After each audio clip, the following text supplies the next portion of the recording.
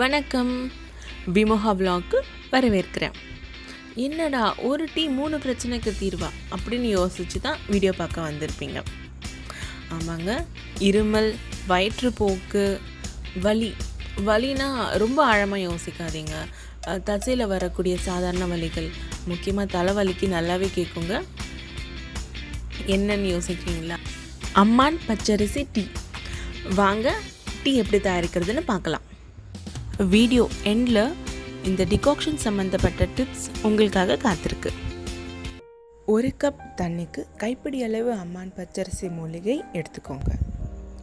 Tea தயாரிக்க இந்த 2 பொருட்கள் மட்டும் போதும்.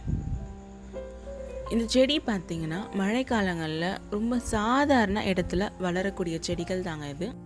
நம்ம வீட்டு பூத்தொட்டிகளில் கூட வளர்ந்துருக்கும்.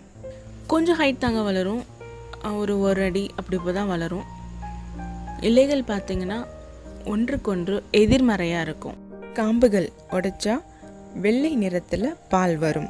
அந்த பாலுக்கும் நிறைய மருத்துவ குணங்கள் இருக்குது. இலைகளை தொட்டு பார்த்திங்கன்னா ரொம்ப சாஃப்டாலாம் இருக்காது, மற்ற இலைகள் மாதிரி கொஞ்சம் வரன்னு தான் இருக்கும். இந்த டீ தயாரிக்க பாத்திரத்தில் தண்ணி ஆட் பண்ணிவிட்டு பச்சரிசி செடிகளை உடைச்சி தண்ணியில் சேர்த்துருங்க. வேர்கள் தவிர்க்க வேண்டாம், நல்லா அலசி சேர்க்கவும். 10 நிமிஷம் கொதிக்கணுங்க. கொதிக்கட்டும். இருமல், வயிற்றுப்போக்கு, வலி மட்டும் இல்லாமல் ஆஸ்துமா, செரிமான பிரச்சனை, முகப்பருக்கள், மறுக்கள் போன்ற பிரச்சனைகளுக்கு நல்ல தீர்வாக இருக்குது. இந்த செடி சம்மர் சீசனில் நிறைய கிடைக்கும் பொழுது எடுத்து காய வச்சு பவுட்ரு பண்ணி வச்சுக்கோங்க. தேவைப்படும் பொழுது பவுட்ரை தண்ணியில் ஆட் பண்ணி நல்லா கொதிக்க வச்சும் குடிக்கலாம். 10 நிமிஷம் கொதித்துடுச்சு, தண்ணியை மட்டும் எடுத்துக்கலாம். அம்மான் பச்சரிசி டீ ரெடி.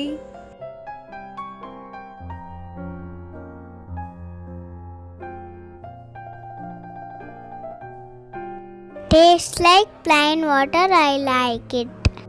அம்மான் பச்சரிசி டீ யாரெல்லாம் முன்னெச்சரிக்கையோடு எடுக்கணும்னு பார்க்கலாம்.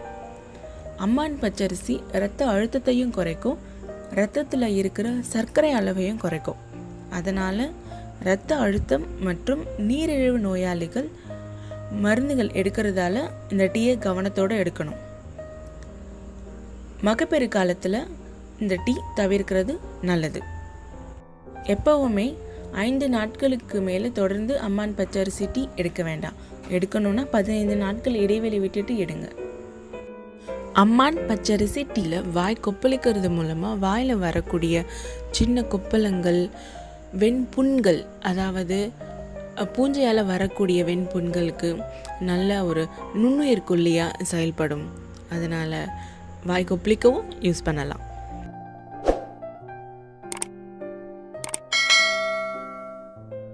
நன்றி, வணக்கம்.